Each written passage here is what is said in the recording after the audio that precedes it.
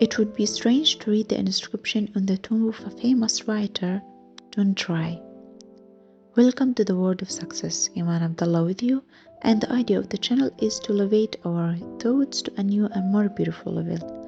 I hope everyone is well, and let's get started.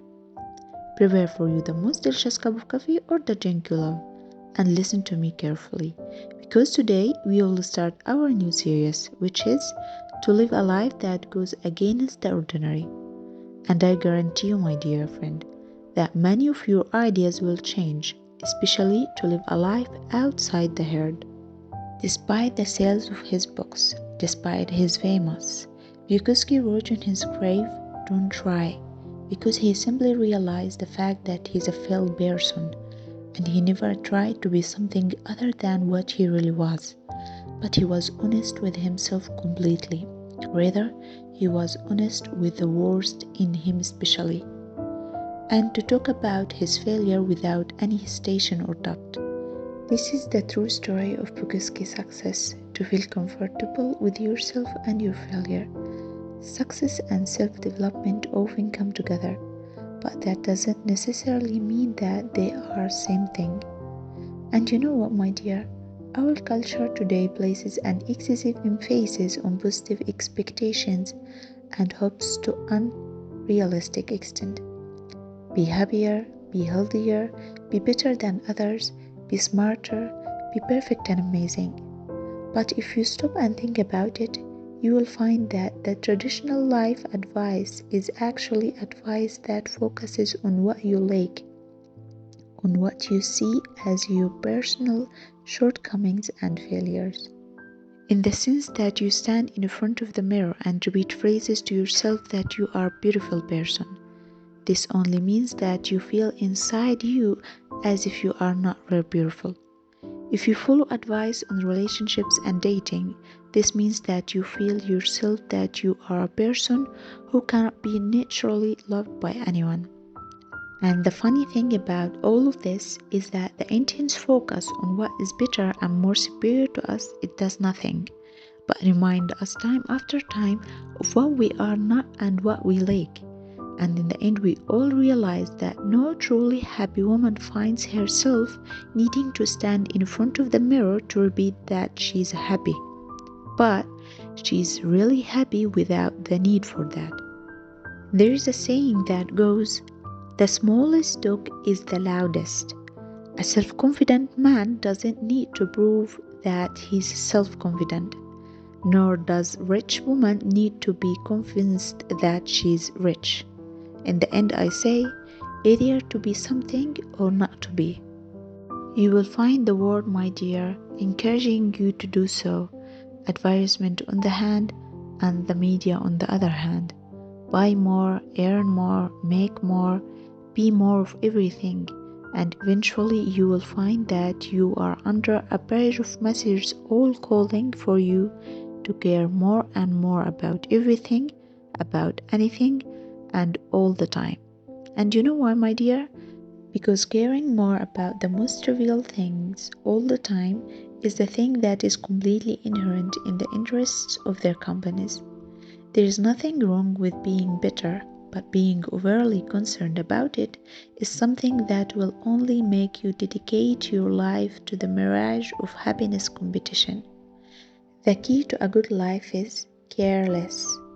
That's caring only about what is real and important.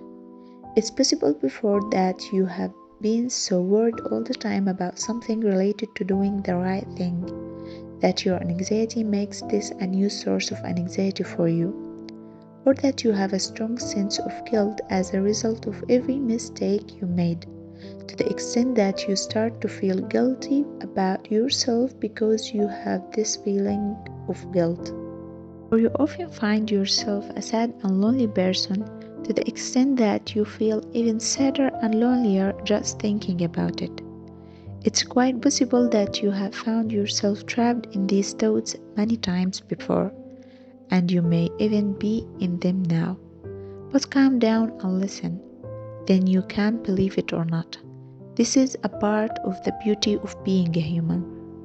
Mark Manson says, Our problem lies in the fact that our society today, through the wonders that the culture of consumption does to us, and messages such as, "Look, my life is more beautiful than yours," that we pass through by social media, it has produced an entire generation of people who think that having these negative expressions, such as anxiety, fear, guilt, is not good at all, but on the contrary, this is what distinguishes us as human beings. And you know, my dear, the best thing you feel is to feel your guilt. So you know that you are a good person. As for being a person who does bad and doesn't even know the meaning of feeling guilty, then this person has no benefit at all. This last part is what makes us suffer. We feel bad because we feel bad. We feel guilty because we feel guilty. We get angry because we feel angry. We worry because we feel anxious. This is what makes carelessness a good thing. Not caring too much is what's going to save the world by accepting you for who you are and by accepting that the world is a bad place and it's okay because the world has always been this way. It always will be like that, and that's basically nothing new. George Orwell said, "The ability to see right in front of one's nose requires a constant struggle." In other words, the solution to our anxiety and tension is right in front of our noses. But we are busy watching advertisements about physical fitness and beautiful actors like fashion models, and they are basically human beings like us. But they injected themselves and changed their features with plastic surgery so much so that we as humans cannot differentiate between them. All of this makes us unable to see that solution, which is right in front of us. The desire for more positive experiences is a negative experience in itself, and quite the opposite. That accepting one's negative experiences is a positive experience in itself.